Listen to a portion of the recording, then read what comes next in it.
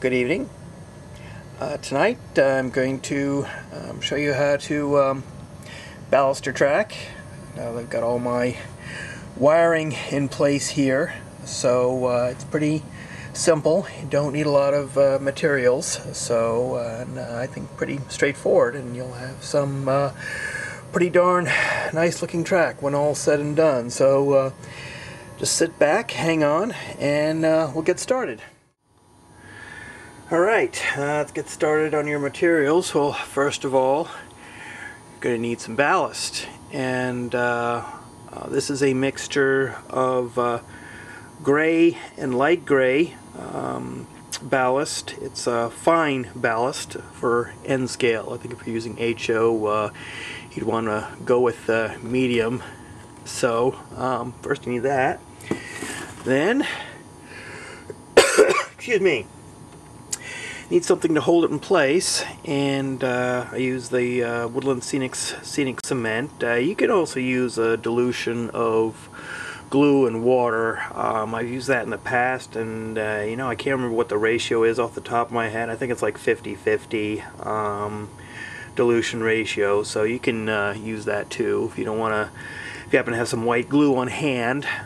Next, you're going to need a spray bottle filled with what is called wet water, and all it is just tap water with a couple of drops of dish detergent in it. And what the detergent does is break the surface tension of the water, so when you put on your scenic cement, it doesn't just beat up on top of your ballast when you dribble it on with an eyedropper. So that's what that does. You can also use a dilution of 70% isopropyl alcohol. I've heard of that being done. That's essentially, what would that be?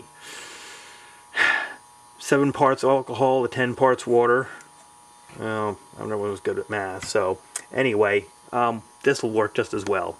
A couple of drops of dish detergent in your water, and it's a bit less toxic than the alcohol. So next, you're going to need eyedropper for applying your scenic cement solution. So these are pretty cheap. You can get them in any hobby store, Hobby Lobby, or your local train shop.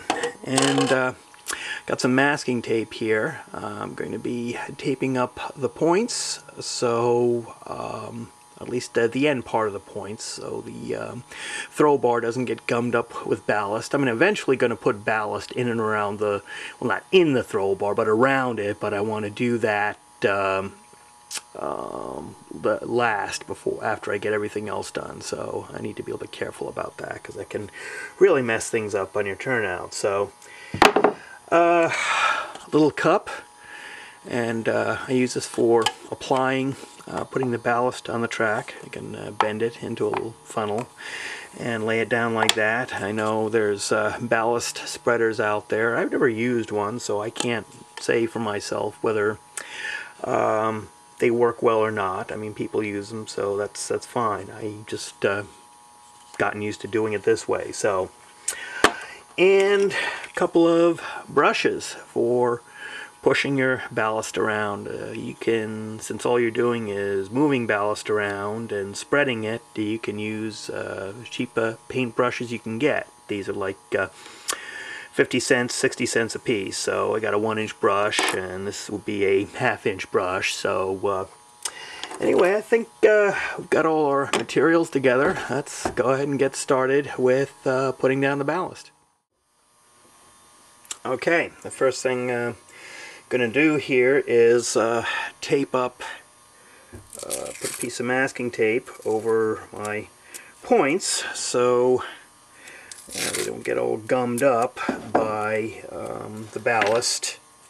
So, and the scenic cement. So I've got a nice little piece here. I'm going to go ahead and just tape over it, just like that. Let's make sure this mechanism stays clear. I'm going to go back in and put a few grains of ballast in there, and very, very carefully apply some scenic cement in here, but for before doing everything else. I want to right now make sure nothing gets put in here. So I want to have some control over what's going on. Let me go ahead and do this, just like that. Alright, go ahead and cover up, tape up the caboose ground throw. Make sure that doesn't get all covered with scenic cement or anything else. I don't think I'm going to be spraying that stuff anywhere, but just to protect it. So during this process, there. I've got that done. Now I'm ready to start putting the ballast down.